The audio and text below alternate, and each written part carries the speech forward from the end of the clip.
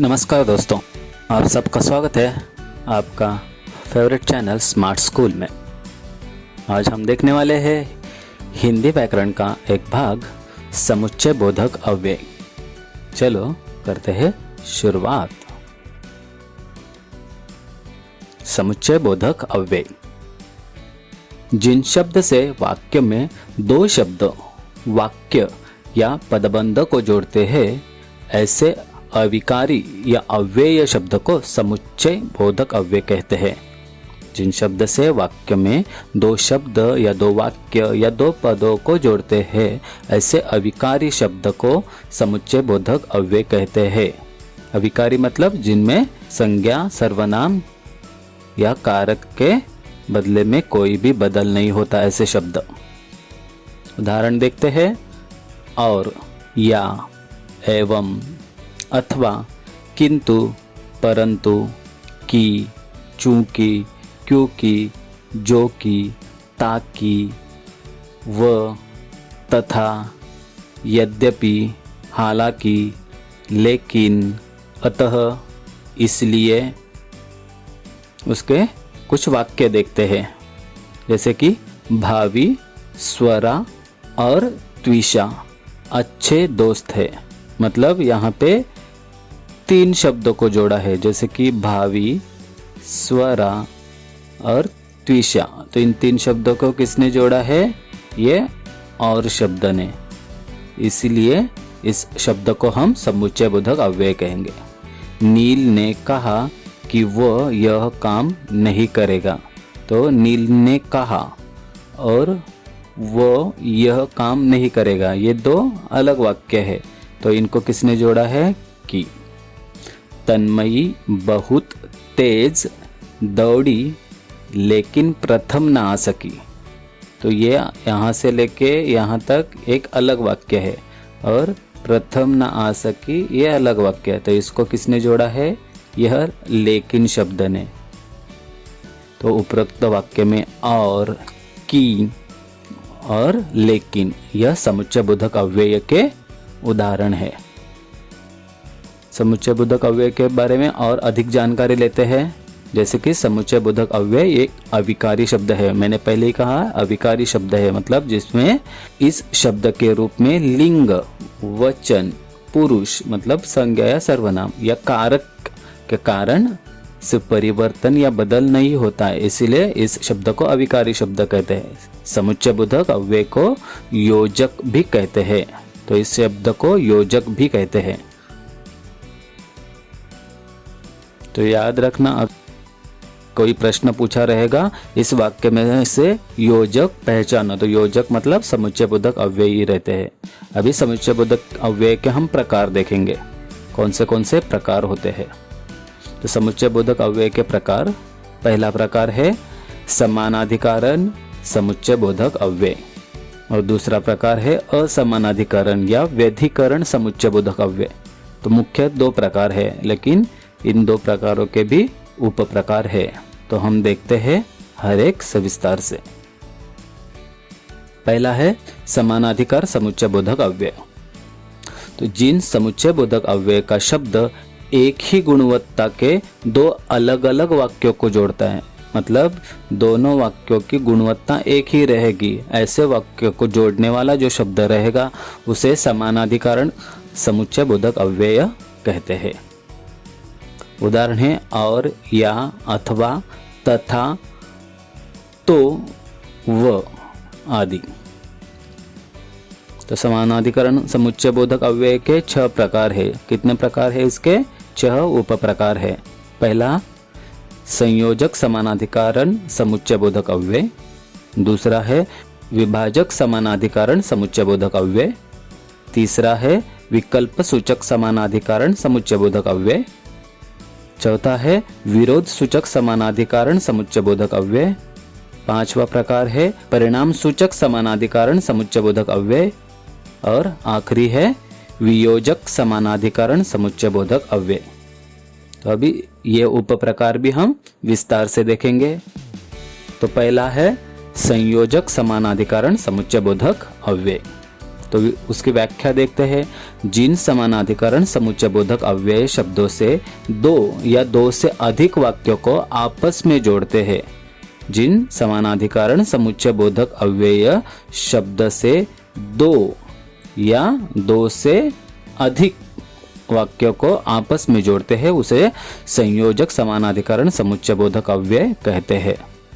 उसके उदाहरण है भी, व, और, तथा, एवं, अलावा आदि। तो उसके वाक्य देखते हैं। जैसे वेदांती और भावी दोनों बहनें हैं, तो ये और शब्द, तो मतलब दोनों भी समानाधिकरण वाक्य है, पहला शब्द भी और दूसरा शब्द भी। बड़े एवं छोटे सभी सच बोलना चाहिए, मतलब यहाँ पे भी बड़े हो या छोटे हो दोनों समान है, दोनों को सच बोलना है, तो वो कौन से शब्द से जोड़ा है? एवं।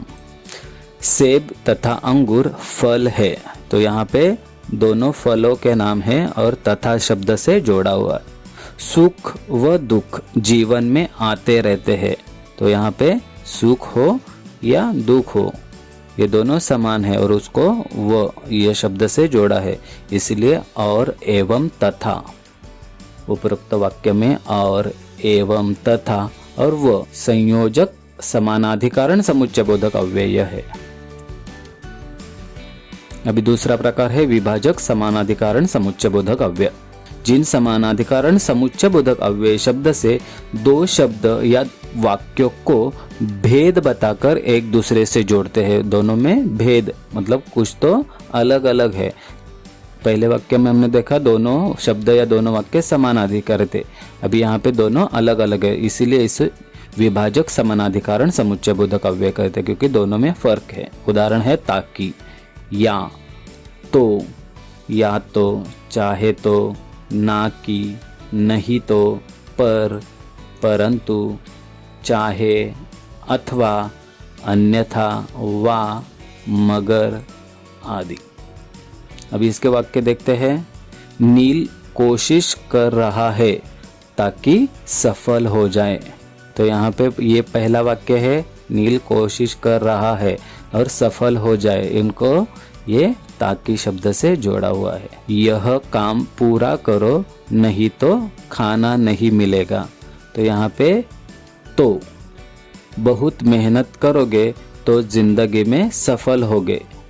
हर्षल तो आया पर विशाल नहीं आया, तो ये चारों वाक्य में कौन से? ताकि, नहीं तो, पर, ये सारे विभाजक समानाधिकरण समुच्चय बोधक अव्यय के उदाहरण है।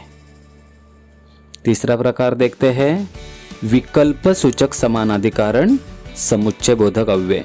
तो विकल्प मतलब पर्याय, जो समुच्चय बोधक अव्यय शब्द वाक्यों में दिए गए दो पर्यायों में से किसी एक ही पर्याय को पसंती दर्शाता है, उसे विकल्प सूचक समानाधिकरण समुच्चय बोधक अव्यय कहते हैं।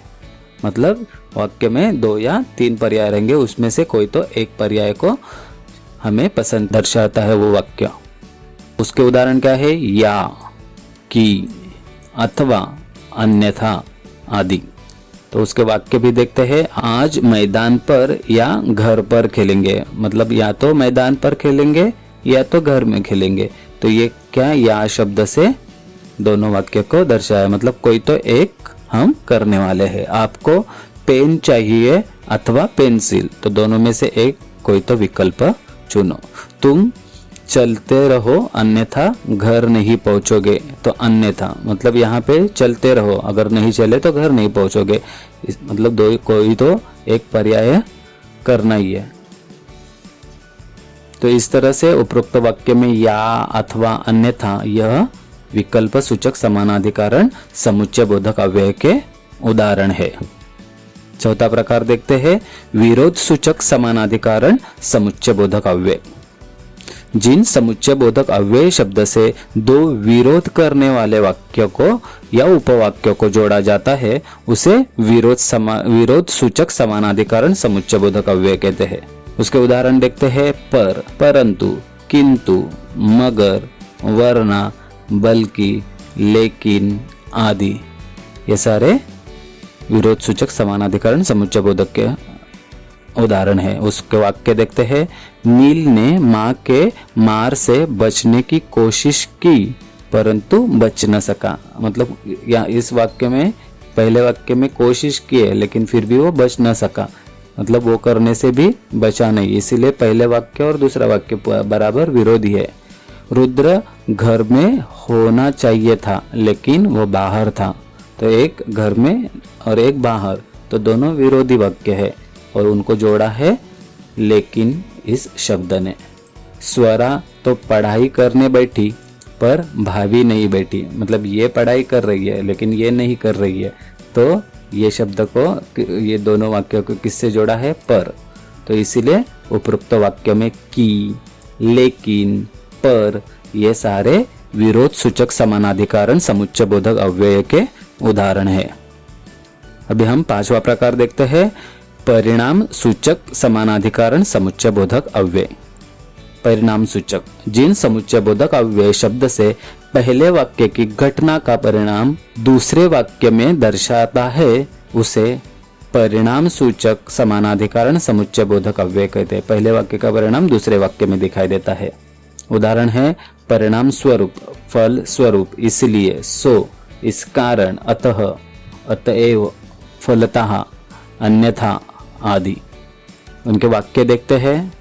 तो जैसे पहला वाक्य है, ग्रीष्मा ने मेहनत से पढ़ाई की इसलिए वह पास हो गई। मतलब पहले वाक्य का परिणाम दूसरे वाक्य में देख रहा है। यहाँ पे पढ़ाई, मेहनत से पढ़ाई की इसलिए वह पास हो गई, या इसलिए यहाँ पे ये वर्ड जो है वो क्या है? परिणाम सूचक समानाधिकरण समुच्चय बोधक अव्यय। नील ने सबसे अच्छा काम किया, परिणाम स्वरूप उसे पहचान मिली। इस मार्ग में बहुत खतरे हैं, अतएव यहाँ जाना ठीक नहीं है। मैं अंग्रेजी में दुर्बल हूँ, अतः आप मेरी मदद करें। तो इस उपरोक्त वाक्य में क्या है? इसलिए, परिणाम स्वरूप, अतएव, अतः, ये सारे परिणाम सूचक समानाधिकरण समुच्चय बोधक अव्यय के उदाहरण है। इसका आखिरी प्रकार देखते हैं, वियोजक समानाधिकरण समुच्चय बोधक अव्यय।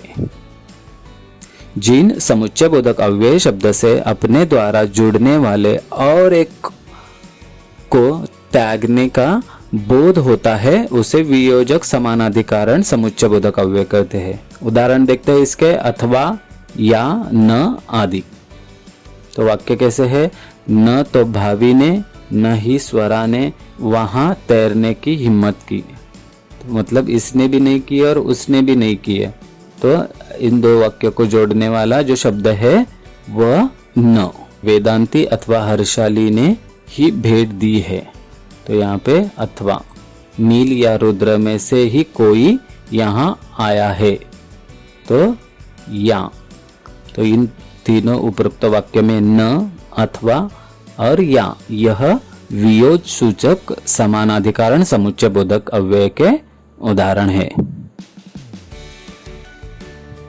अभी इसका मुख्य प्रकार का दूसरा भाग देखता है, असमानाधिकरण समुच्चय बोधक अव्यय।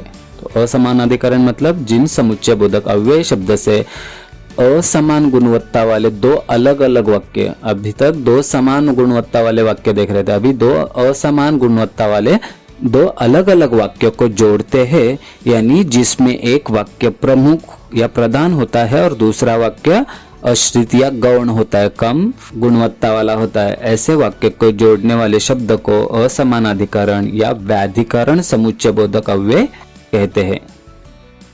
उसके उदाहरण है जो कि, इसलिए, क्योंकि, की, इस, कारण, इसलिए, यद्यपि, चूंकि, ताकि, तथापि आदि।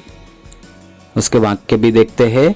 मानव परीक्षा उत्तीर्ण हुआ क्योंकि उसने बहुत अध्ययन किया। मतलब अभी उसने वो परीक्षा में उत्तीर्ण हुआ क्योंकि उसने बहुत अध्ययन किया। पहले में क्या था? उसका परिणाम दूसरे वाक्य में, उसने मेहनत की इसलिए पास हो गया, लेकिन यहाँ पे वो पास हो गया क्योंकि उसने अध्ययन किया था, मतलब पढ़ाई की थी। उच्च अध्ययन करने के लिए वे पुणे गए। तो उच्च शिक्षा के प्राप्त करने के लिए वो पुणे गए थे। तो ये दोनों वाक्य में क्योंकि और के लिए, ये दोनों असमानाधिकरण समुच्चयबोधक अव्यय के उदाहरण है, के लिए और क्योंकि। उसके प्रकार देखते हैं, उप प्रकार। तो इसके भी 4 उप प्रकार है। पहला प्रकार है उद्देश्यवाचक व्याधिकरण समुच्चयबोधक अव्यय। दूसरा प्रकार है स्वरूपवाचक व्याधिकरण समुच्चयबोधक अव्यय। तीसरा प्रकार है कारण सूचक व्याधिकरण समुच्चयबोधक अव्यय। और चौथा प्रकार है संकेत सूचक व्याधिकरण समुच्चयबोधक अव्यय। तो चलो हम हर एक प्रकार विस्तार से देखते हैं। पहला है उद्देश्यवाचक व्याधिकरण समुच्चयबोधक अव्यय। कोई तो उद्देश्य रहना चाहिए वाक्य में, उन वाक्यों को जोड़ने वाला शब्द रहेगा। जैसे कि जिन समुच्चयबोधक अव्यय शब्द से प्रधान वाक्य का उद्देश्य या हेतु आश्रित वाक्य मतलब गौण वाक्य से दर्शाया जाता है, उसे उद्देश्यवाचक व्याधिकरण समुच्चयबोधक अव्यय कहते हैं। उदाहरण है उसके के लिए, इसलिए, की, ताकि, जो, जिससे आदि। तो वाक्य देखते हैं उसके, तो हमें पता चलेगा उचित इलाज कराने के लिए वह मुंबई आया। तो के लिए, अच्छे कपड़े लेने थे इसलिए वह एक बड़े कपड़े की दुकान में गया। तो यहाँ पे इसलिए। तुम मेरी सहायता करो जिससे मेरा काम जल्दी हो जाए। तो यहाँ पे जिससे। उपरोक्त वाक्य में के लिए, इसलिए और जिससे यह उद्देश्यवाचक व्याधिकरण समुच्चयबोधक अव्यय के उदाहरण है। दूसरा प्रकार देखते हैं स्वरूपवाचक व्याधिकरण समुच्चयबोधक अव्यय। तो अभी जिन समुच्चय बोधक अव्यय शब्द से प्रधान वाक्य का स्वरूप आश्रित वाक्य से स्पष्ट किया जाता है, उसे स्वरूपवाचक व्याधिकरण समुच्चयबोधक अव्यय कहते हैं। उदाहरण है जैसे, यानी, कि, अर्थात, मानो, जो आदि। तो उसके वाक्य भी देखते हैं। पृथ्वी घूमती है यानी परिभ्रमण करती है।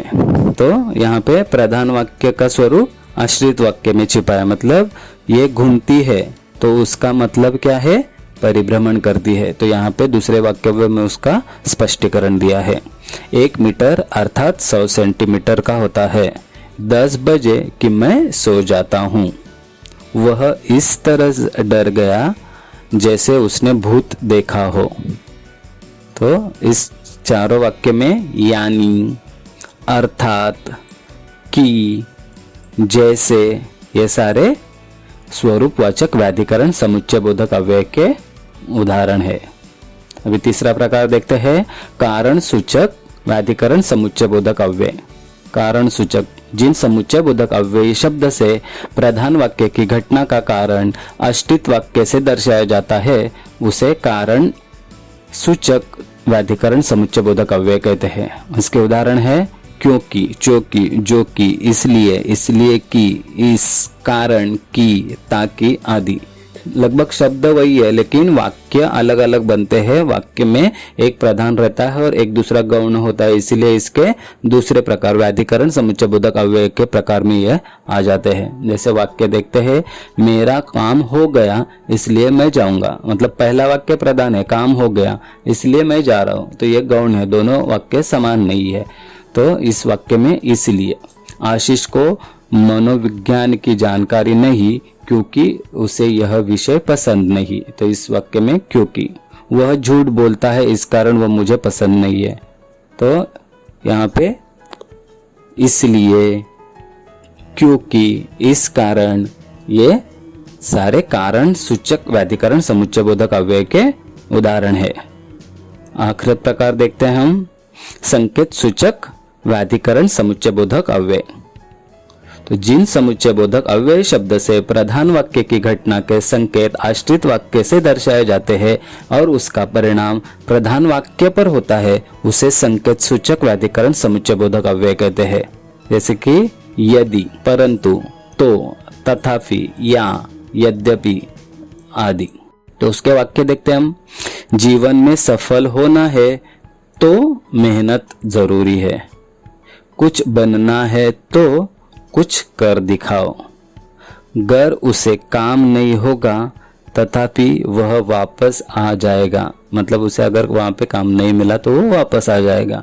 तो ये संकेत है उसके पहले वाला काम करने का, या पहले वाले वाक्य का संकेत है दूसरे वाक्य में। इन शब्दों से दो योजक या दो उपवाक्य को जोड़े जाते हैं। इन शब्दों से संकेत के भाव का पता चलता है। और उपरोक्त वाक्य में तो और तथापि यह संकेत सूचक व्याधिकरण समुच्चय बोधक अव्यय के उदाहरण है।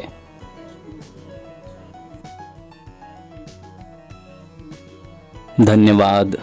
अगर आपको ये वीडियो पसंद आई हो तो जरूर इसे लाइक करना और आपके दोस्तों के साथ इसे शेयर करना ताकि उनको भी अच्छा ज्ञान मिल पाए।